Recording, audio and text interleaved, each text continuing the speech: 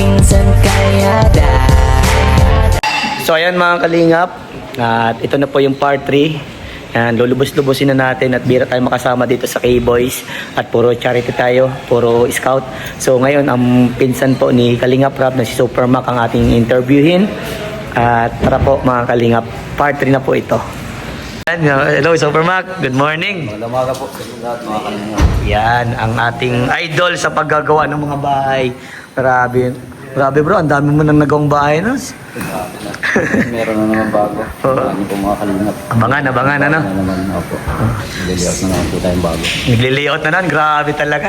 Dapat nag-ano ka bro, engineer, architect yung lahat. Sakop mo na lahat eh, pati wiring ata, ikaw din. Wala. Di kaya kasi kulang sa budget. Nung panahon, Yung panahon talaga. nung karal ka. So ayan bro, number 1 na katanungan. Kamusta si Super Mac? Ay, ito okay lang. Enjoy lang sa buhay. Siyempre kung ano nandyan. Yun ang pagtyagaan.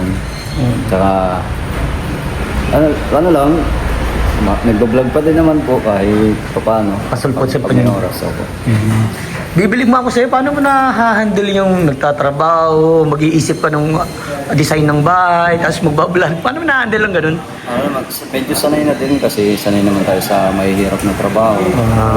Kasi minsan, sa umaga ko kasi isa lang yung pinupukusan. Hindi ako nag-iisip nung para kinabukasan. Kung ano yung target ko lang ngayong maghapon, yun lang nasa iniisip ko talaga. Wow. Tapos yung, siyempre, minsan yung problema sa pamilya, iwan yan. Yun yan. Siyempre, pag nasa trabaho, iba dapat. Tama yan bro. Focus lagi sa kung ano yung ginagawa. So, ito pangalawang katanungan. Saan ka ngayon nakapokus? Sa ngayon, sa pabahay ni Kalinga Prab, dun sa, siyempre sa pamilya ko na din, sa pang-araw-araw, yung gano'n.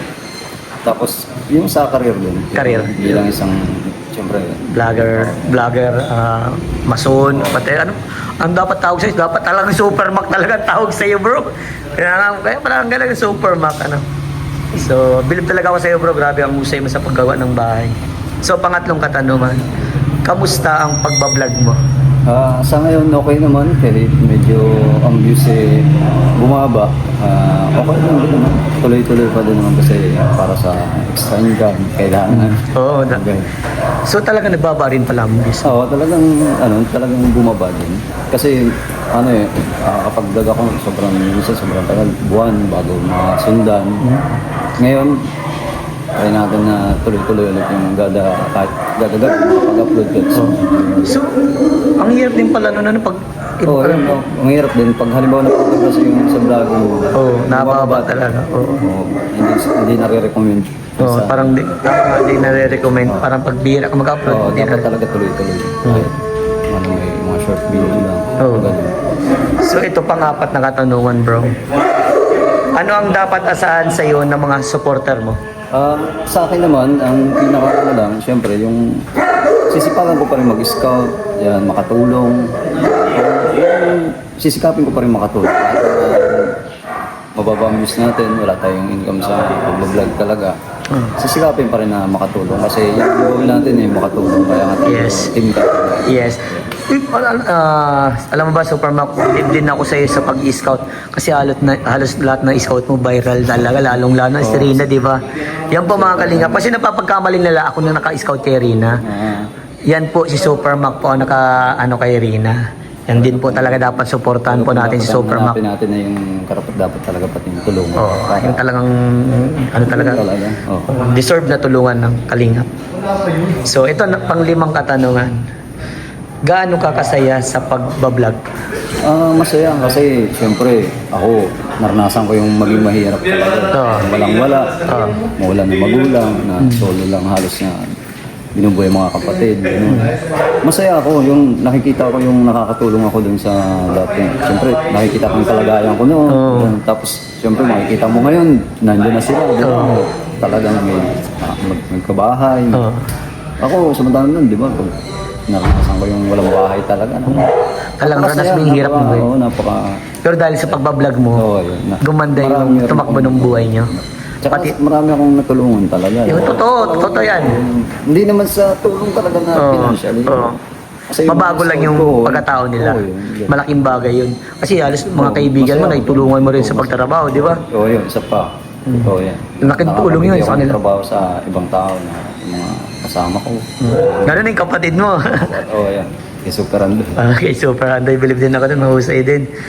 Yan ang pinaka-the best, ano, kahit wala ka mang financial may bigay sa ibang tao. Oo, yun. Matulungan mo lang sila, mabigyan ng trabaho, mga ganun, mapasaya mo sila, mabago ba yung attitude nila. Laking bagay na yun. Laking bagay. Tulong na rin yun. Laking tulong sa kanila yun. Pati sa, siyempre sa pamilya nila. Yes. Pang-araw-araw. So ito pang-anim na katanungan. Ano ang nagpatatag sa'yo nung nagsimula ka sa pag-vlog? Ano din, yung sa mga nakikita ko, siyempre, yan, tulad niyan guys, Gabal, yung probi mo, ganun din yung sila, yung parang naging inspirasyon. Inspirasyon sila. Siyempre, nakaya nga din nila. Siyempre, parang inisip natin, sila nga eh, Doon din sila nagsimula sa wala, di ba? Parang yun ang naging basehan na sila nga kinaya.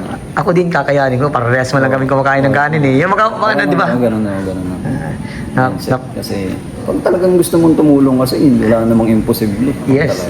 Walang imposible sa... Basta kung tutulong ka, basta mukha lang sa kalooban.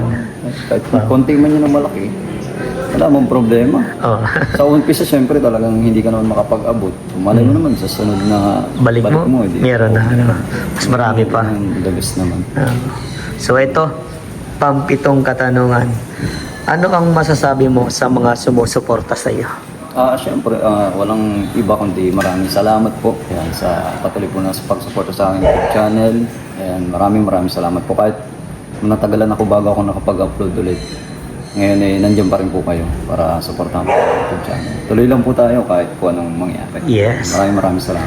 Yung pinaka-the best na kahit matagal man yung pag-upload mo, andyan pa rin yung sumusuporta.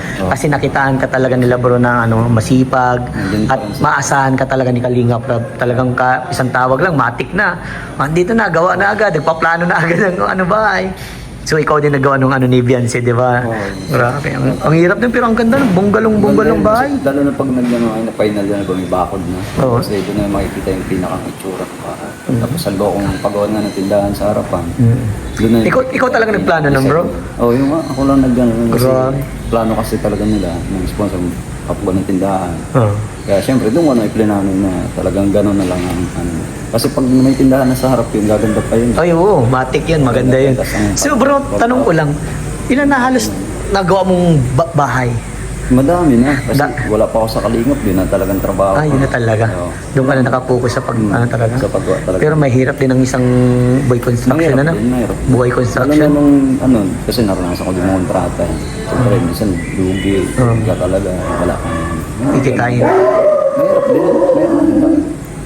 Kasi Kada kontrata o pinapabili mo na ng materyales, araw-araw na sahod. parang gano'n. Gano'n na lang. Ang labanan talaga sa buhay. Arawan na laban. So ito pang-walong katanungan. Ito yung pinakamaganda pang-title na dito. Kung hindi ka vlogger ngayon, ano ka dapat ngayon? Siguro, gano'n pa rin. Siguro nasa kumpanya pa rin ako ngayon. Kasi galing sa malaking kumpanya. Ay natin nasa malaking kumpanya ka. Pero construction talaga din. Construction. Ano talaga doon ng mason talaga? Hindi, ako, finishing carpenter. Carpenter, ako sa EA. Carpenter, kung saan carpenter 1. Carpenter billion. Yung sa na talaga. Mayroong mga ranggo-ranggo din. Finish. Mga ranggo na kasi ngayon. Pero grabe, andun ka pa rin, nasa Manila, ganun. Oo, ganun. Paday-dayo pa din. Paday-dayo pa rin. Pero mahirap sa buhay sa Manila, di ba? Mahirap. Sobrang hirap. Kikibaka ka dun. Yung isipin mo na lang kasi yung uuwi mo yung pag-lumali. Pamilya, di ba? Tama. Siyempre, maano kang bahay, pagkain, ano? Grabe. Sobrang solid bro, grabe. May isip mo kung ano yung kinakain. Ano yung kinakain nila doon? Oo, kaya nga. Parang madagdag kaisipan pa, tinatrabaho ka, nag-iisip ka pa rin. Yan, sobrang solid bro, grabe. Thank you so much sa lahat po nagsusuporta kay Vincent Calyada. Pakisuportan po ang pinsan ni Kalinga Prab na si Super Mac.